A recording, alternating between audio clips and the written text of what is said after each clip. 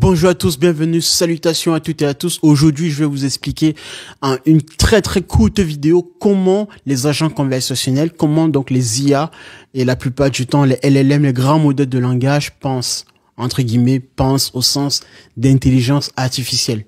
Alors, bien évidemment que les IA, donc les LLM pour la plupart, donc les grands modèles de langage, les Large Language Models, ces IA sont conçus en fait sur une architecture qui bénéficie d'une manière selon laquelle les mots que vous saisissez, les mots que vous tapez derrière, comme je l'ai déjà expliqué, sont des représentations vectorielles. Dans ces représentations vectorielles, la puissance maintenant de l'intelligence artificielle, pour le coup ici, ou bien l'intelligence humaine, c'est d'avoir été capable d'indiquer à la machine quelles étaient les connexions précises et à quel point certaines connexions devraient être effectuées avant d'autres. Et c'est d'où la puissance justement de l'intelligence humaine d'avoir été capable de préciser, donc par un apprentissage, processus d'apprentissage machine automatique, le machine learning, d'indiquer clairement à la machine comment, en priorité, devrait-elle faire certaines connexions entre certains mots dans un contexte donné, dans une phrase, dans un paragraphe.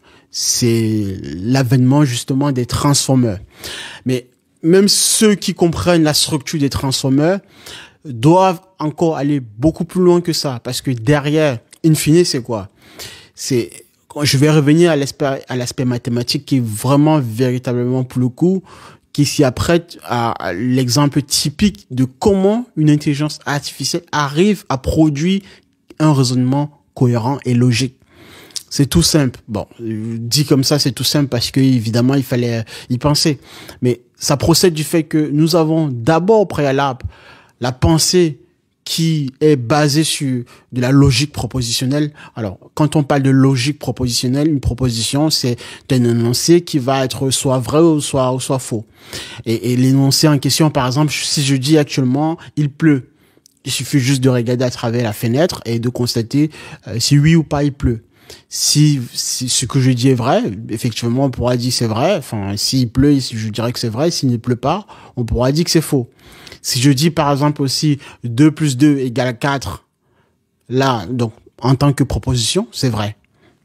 Si je dis, par exemple, je prends le théorème de d'Alembert en disant que tout polynôme non constant à coefficient complexe admet au moins une racine complexe, ça c'est vrai. Et en particulier, par exemple, si vous prenez les polynômes du second degré que vous avez vu en calculant le discriminant, pour lequel, lorsque le discriminant était négatif, on n'avait pas de solution de racine réelle, mais pour le coup, dans l'ensemble des nombres complexes, nous avons bel et bien donc des racines. Voilà ce que dit donc ce théorème de d'Alembert. Ce que je veux dire ici, c'est quoi? C'est que ça, c'est un raisonnement qui est basé sur des propositions. Parce qu'évidemment, derrière, il y a une preuve. En disant, par exemple, pour l'ensemble des nombres réels, pour un polynôme du second degré, lorsque le discriminant est négatif, donc si delta étant négatif, le discriminant, alors je n'ai pas de racine réelle. Donc, première proposition à gauche, discriminant étant négatif, à droite, je n'ai pas de racine réelle. Voilà deux propositions reliées entre elles par un lien de connexion du fait que le discriminant étant négatif. Ce qui nous amène à quoi?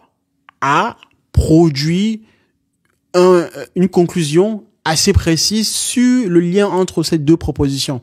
D'où la logique propositionnelle. Et quand on pousse le bouchon plus loin, il faut comprendre que la logique propositionnelle va nous permettre de procéder comme ceci avec des propositions et des connecteurs entre les propositions, des conclusions déductives, inductives, etc. Et à la fin, produit un résultat qui va être la conséquence, en fait, d'existence du fait d'avoir eu la connexion entre deux propositions préalables. Et cette existence-là, en fait, cette conclusion va être qualifiée justement d'un raisonnement abouti, d'un raisonnement à terme, entre guillemets. Et l'IA bénéficie de cette méthode de pensée. Maintenant, là où la magie, entre guillemets, opère, c'est que avec une puissance de calcul assez grande, l'IA est capable d'aller rapidement, beaucoup plus vite que vous et moi, pour examiner ces différentes propositions, ces liens entre différentes propositions, et d'en déduire rapidement lesquelles sont justes ou pas, et donc d'en proposer au final la conclusion logique qui devrait y avoir entre ces propositions en question.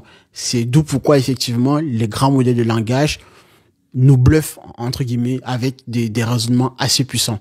Mais en soi, il n'y a pas de création en tant que telle, parce que sous forme d'existence, tout ce que le raisonnement mathématique, en tout cas, a déjà prévu dans sa logique de proposition logique, l'IA ne fait simplement que aller à la découverte des résultats de ce raisonnement mathématique, et parce que justement étant plus rapide, étant plus riche en sources de données, donc l'IA est capable d'examiner ces différentes combinaisons pour pouvoir produire in fine un raisonnement logique abouti à la fin. Mais en soi, en termes d'existence, la chose, le raisonnement, la conclusion que un outil, un agent conversationnel vous donne à la fin, cette conclusion, elle existe déjà de par le fait que la proposition, les logiques propositionnelles l'incluent déjà dans le raisonnement mathématique à partir donc des données que vous entrez dans un contexte donné. Simplement, l'IA examine et parcourt en fait ces différentes combinaisons le plus rapidement possible, et c'est donc ce qui fait qu'aujourd'hui nous entrons dans un game changer, et c'est ce qui va justement de plus en plus faire que les IA vont être de plus en plus très, je mets des guillemets, intelligente pour le coup, parce que les contextes étant déjà bien définis et donc les données étant assez vastes et à disposition, nous aurons donc des IA beaucoup plus autonomes de plus en plus. Voilà le sujet sur lequel j'aurais voulu que beaucoup d'entre vous comprennent réellement ce qui se passe derrière.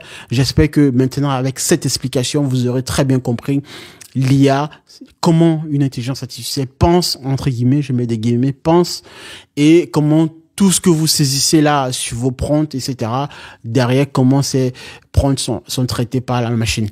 Abonnez-vous, c'est très important. Je pense que beaucoup d'entre vous ne s'abonnent toujours pas, malgré que mes vidéos sont assez vues. Abonnez-vous, ça prend que 2 ou 3 secondes. Ça me permettra de créer d'autres contenus et de vous permettre de mieux comprendre en profondeur les objectifs et surtout la pensée réelle de l'intelligence artificielle. Merci de m'avoir suivi. On reste concentré et à la prochaine. Au revoir.